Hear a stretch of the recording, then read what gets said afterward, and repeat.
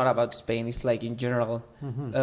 Which characteristics or features do you think that a university student should have, or which ones he or she has to strengthen during these university years?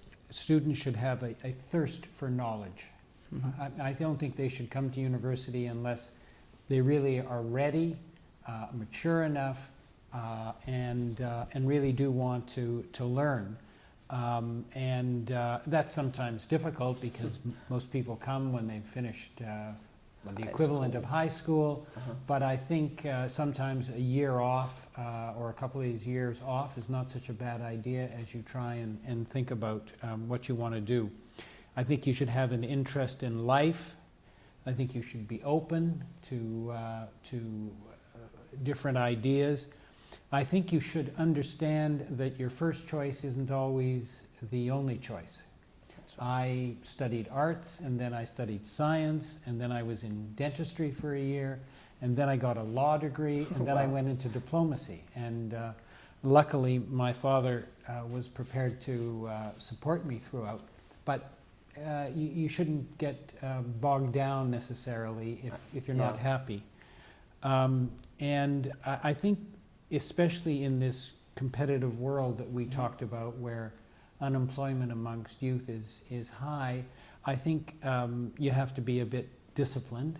I think you have to realize that there's a lot of competition, and that you're going to you're going to be compared with a lot of other people, and you should just be aware of it. If you want to get into the competition, do it, and if you don't, then that's fine, but don't think you're going to be able to necessarily succeed if you don't work hard.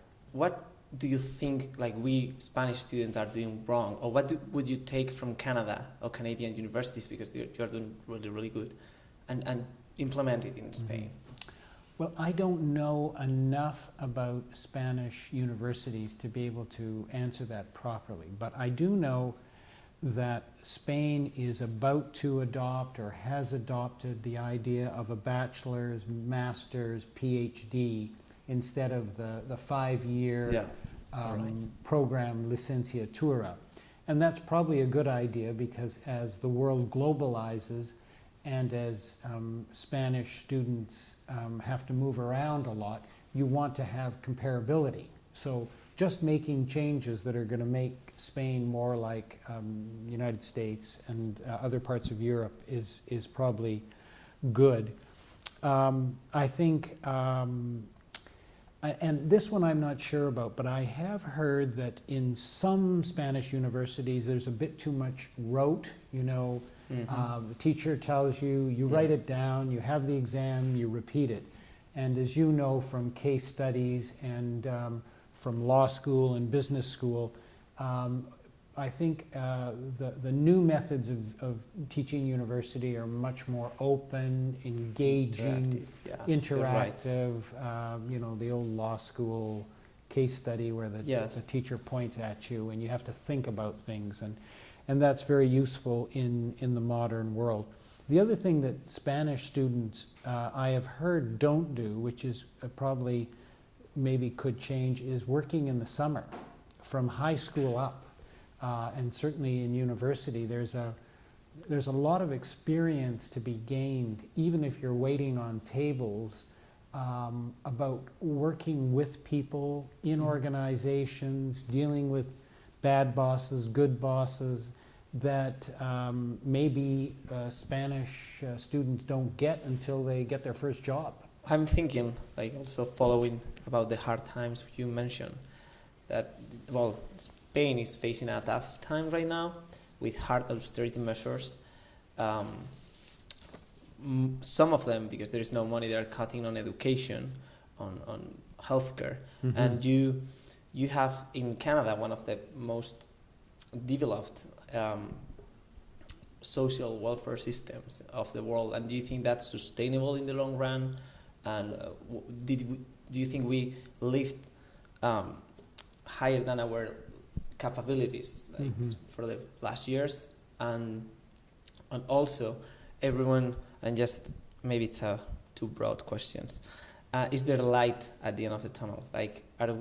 actually getting out of this crisis? Because we see a lot of cut expenditures from everywhere, and I don't know if people are aware of the results of those cuts. Spain and Europe should be proud of the social welfare system that they built up. I had lunch with a very senior Spanish businessman, and I kind of expected him to say, it's time to cut back, and we've been spoiled, and we have to get our act together. And he didn't say that. He said that we should be proud of what we built up. And I think, and we'll come back to this maybe when we talk about Europe, I think Europe should be proud of what they did. There may have been excesses, and I think there probably were excesses, and there's money that was wasted, and people got carried away, as they do sometimes when things are going extremely well. But when you see life expectancy increasing and people, older people in good health here, not obese, exercising, and you see families pulling together in tough times, then I think that's very impressive. And I don't think we should simply say, well, we're going to cut back and we're going to throw out universal medical care, or we're going to throw out unemployment insurance. And I think, in fact, those are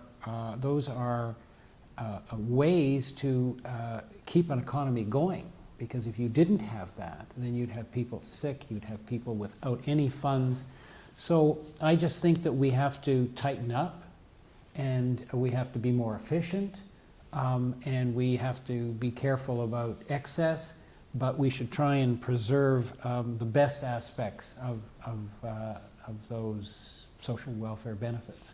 As a member of the Commonwealth, and with your British and French roots, what is your idea about Europe? Because, well, as you of course know, some British are reluctant to stay in the EU right now, while the French are betting for a stronger European Union. So what is the European Union for you and for Canada? Is it just a common market, or is it just something like something else, something more like that? Well, for somebody that wasn't in the war, but who grew up just after the war, and whose father was in the war, and whose wife was born in Europe, and saw the ravages of what happened in the Second World War, certainly for me personally, and I think I can speak for my country, Europe is much more than just a common market. I think the common market was a way to begin to integrate Europe, and it's worked very well as a common market, and then as a free trade zone, and now as the European Union. But I think what we talked about, the social welfare state, the positive social welfare state, human rights, environmental protection, these are all things that came out of the new Europe. And most importantly, and what I hear most young people in Europe don't know or remember, is it brought peace. It brought the end of conflict between Germany and the rest of Europe, between Germany and France.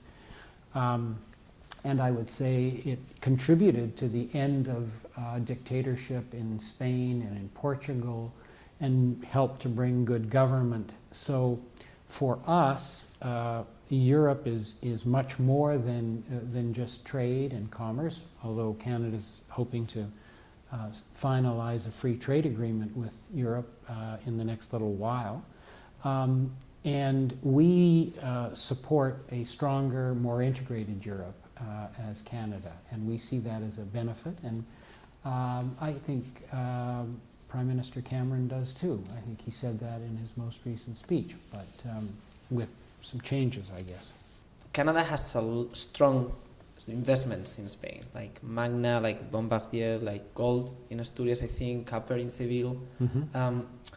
Will you Canadians increase them in the future, or what is your perception about investing in Spain? Our perception is very good. We're trying to attract more investment here. We're trying to attract Spanish investment in Canada, and we've got a number of Spanish companies, Acciona and OHL and ACS and many others working in Canada on hospitals, on highways, in renewable energy. And I think what we're trying to do as an embassy is to increase, certainly to increase investment both ways and to increase trade both ways. And I see no reason why it shouldn't continue. And out of the crisis may well come some good things, as we talked about. Young Spaniards learning other languages, the cost of labor being reduced and therefore productivity going up in Spain, which may attract Canadian companies to want to invest or set up factories. So this crisis is not going to last forever, and it's not going to end tomorrow, but it's not going to last forever. And I hope during my time here we will begin to see the upward movement of the economy. And I hope so too.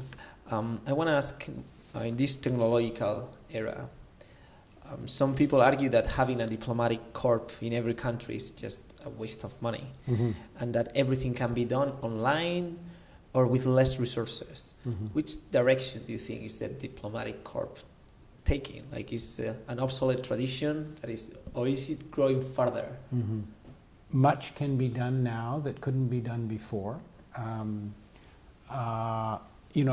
100 years ago, some ambassador in India wrote a cable, and it took 3 weeks to get from India to Ottawa, and the world moved very slowly, and Woodrow Wilson spent 6 months in Paris negotiating the post-World War I world.